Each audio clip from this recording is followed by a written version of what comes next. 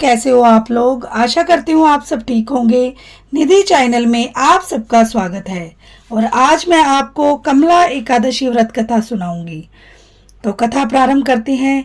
धर्मराज युधिष्ठिर कहने लगे कि हे जनार्दन, आपने सभी एकादशियों का विस्तार पूर्वक वर्णन कर मुझे सुनाया। अब आप कृपा करके मुझे अधिक मास के शुक्ल पक्ष की एकादशी का क्या नाम है तथा उसकी विधि क्या है, इन सब के बारे में बताइए। श्री भगवान बोले, हे राजन, अधिक मास में शुक्ल पक्ष में जो एकादशी आती है वह कमला एकादशी कहलाती है, जिसे पद्मिनी एकादशी भी कहा जाता है। इसका व्रत करने पर मनुष्य कीर्ति प्राप्त करके बैकुंठ को जाता है, जो मनुष्यों के लिए दुर्लभ है। इसका महात्म्य मैं तुमसे कहता हूँ, ध्यान पूर्वक श्रवण करो। त्रेता युग में महिष्मतिपुरी के राजा थे कृतवीर्य। वे हेय नामक राजा के वंश थे। कृतवीर्य की 1000 पत्नियां थी, लेकिन उनमें से किसी से भी कोई संतान न थी। उनके बाद महिष्मतिपुरी का शासन संभालने वाला कोई न था। इसको लेकर राजा बहुत परेशान थे। उन्होंने हर प्रकार के उपाय कर लिए, लेकिन कोई लाभ नहीं हुआ। इसके बाद राजा कृतवीर्य ने तपस्या करने का निर्णय लिया। उनके साथ उनकी एक पत्नी पद्मिनी भी वन जाने के लिए तैयार हो गई। राजा ने अपना पदभार मंत्री को सौंप दिया और योगी का वेश धारण कर पत्नी पद्मिनी के साथ गंधमान पर्वत पर तप करने निकल पड़े। कहा जाता है कि पद्मिनी और कृतवीर्य ने 10,000 साल तक तप किया, परंतु फिर भी संतान प्राप्ति नहीं हुई। सौभाग्यवश एक दिन रानी पद्मिनी की भेंट सती अनसुईया से हुई। तब उसने सती अनसुईया को अपनी सारी कथा सुनाई। तब सती अनसुईया ने रानी पद्मिनी को अधिक मास की शुक्ल पक्ष की एकादशी का व्रत करने के लिए कहा।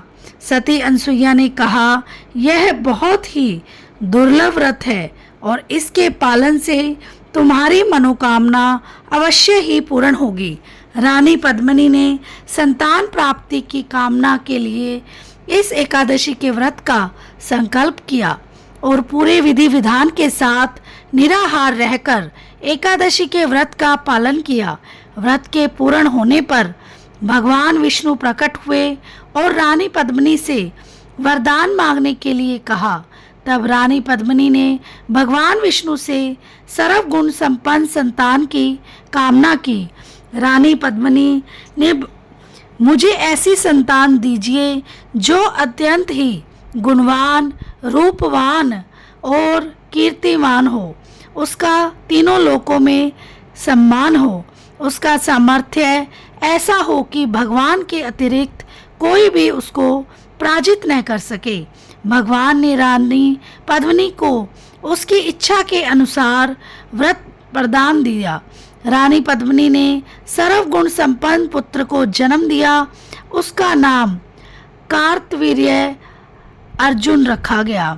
कार्तवीर्य अर्जुन बहुत ही शक्तिशाली राजा हुआ। उसकी कीर्ति तीनों लोकों में फैली थी।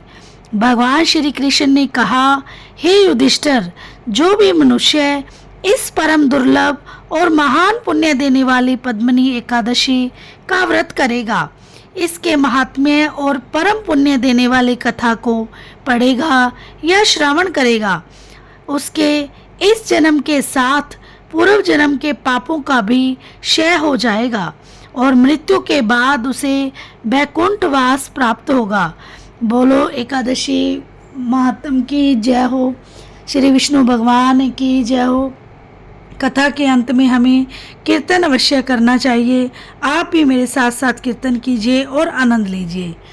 श्रीमन नारायण नारायण नारायण, भजमन नारायण नारायण नारायण, जपमन नारायण नारायण नारायण।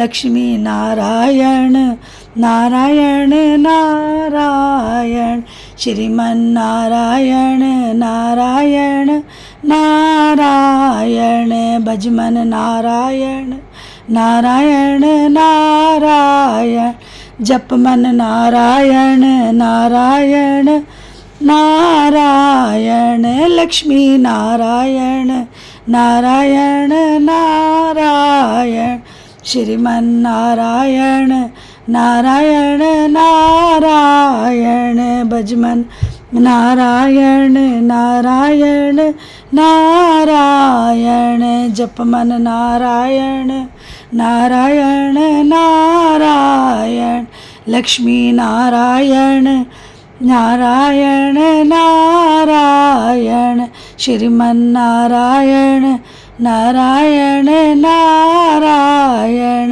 भजमन नारायण नारायण नारायण लक्ष्मी नारायण नारायण नारायण भजमन नारायण नारायण नारायण। बोलो लक्ष्मी नारायण भगवान की जय हो।